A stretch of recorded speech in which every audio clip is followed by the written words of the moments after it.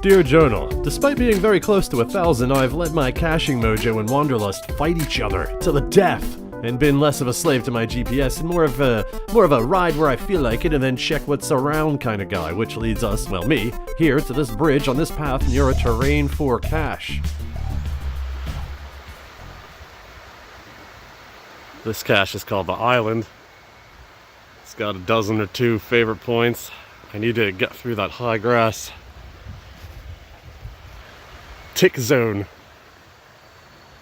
Pretty sure if I can get through there, maybe along that fence line with that water thinger facility. So wish me luck. It turns out I was right. There is a proper trail forged from generations of underage drinkers, probably, that appears to run along the creek. This turns out to be more of a soft terrain 4 in my book, meaning that it isn't a big deal if you don't mind getting your feet wet. I don't mind getting my feet wet, but gods forbid I accidentally let my foot touch the earth before I can get my shoe on. I don't know why that's a thing with me. But you know, this reminds me of the time one of you was indirectly responsible for me taking off my underwear. Yes, Joel, yes, you, Woodsman too, when I had a P.O. box, you kindly sent me some wooden coins. I have for a while now been carrying around this one. I use it for those 50-50 scenarios where I've been struck with indecision because it has a head side, and because, despite looking up the actual pronunciation, I prefer to say his last name is Ballin, which is a fun thing to say as an exclamation when the decision has been made. Am I going to try to quickly take off my thermal underwear before moving on with this unusually warm day? Fling!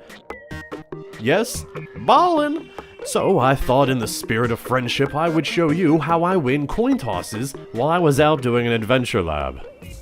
Journal, according to the adventure lab, which is according to this plaque here, this is the oldest movie theater in the United States, with the first movie being shown in 1906. I don't know why, but that seems hard to believe. My bad, it's the oldest continuously operating theater in the United States.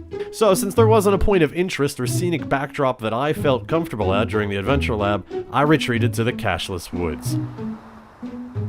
Oh man, yeah, I was here at hole 8, just did an Adventure Lab. I left the coin, the thing I wanted to show you with the coin is up. Now I have to go up the stairs of questionable foundation.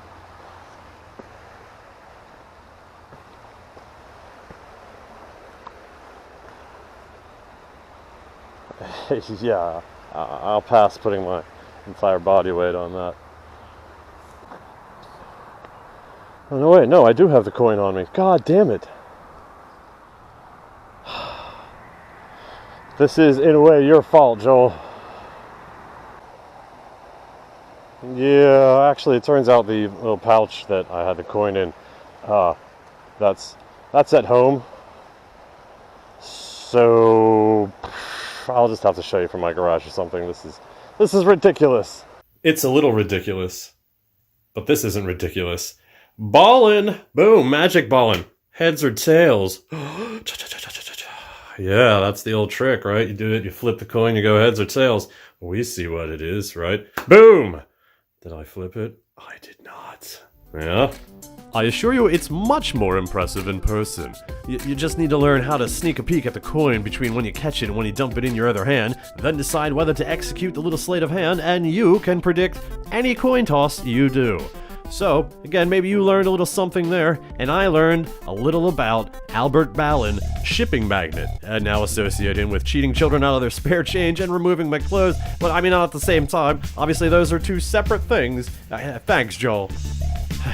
Anyway, I don't know about anyone else, but once I submerge my $20 Walmart special sneakers in the water, I'm committed to finding the cache. And further along the line of things, I don't know about anyone else. I don't know if anyone else checks the logs, and if there's an abundance of scrubs, noobs, and newts, which is what I call people new to the game because of Signal the Frog. I know it's adorable. But if there is a lot of them finding the cache, then I get really, really cheesed if I can't find it. If you have less finds than me, and you found it and I can't, well then damn you.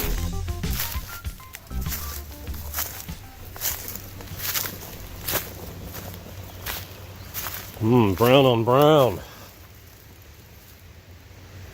Ding, ding, ding, ding. Fuck you. Soil my victory, nature. Well, how delightful.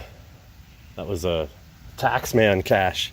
I'm sure y'all have people around your way, where it just seems like they wander the earth, dropping caches to and fro.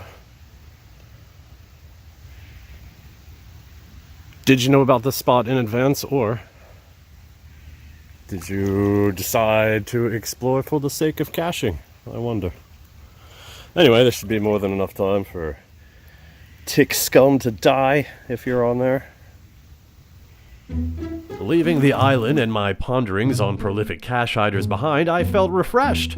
And that's probably why I didn't bother putting my socks back on, which is, well, rare for me.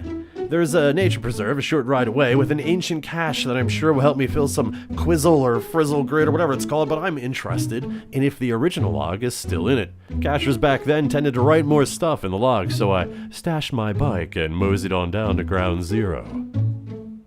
Very lovely walk anyway, to one of the oldest caches in the area, I think, 2003.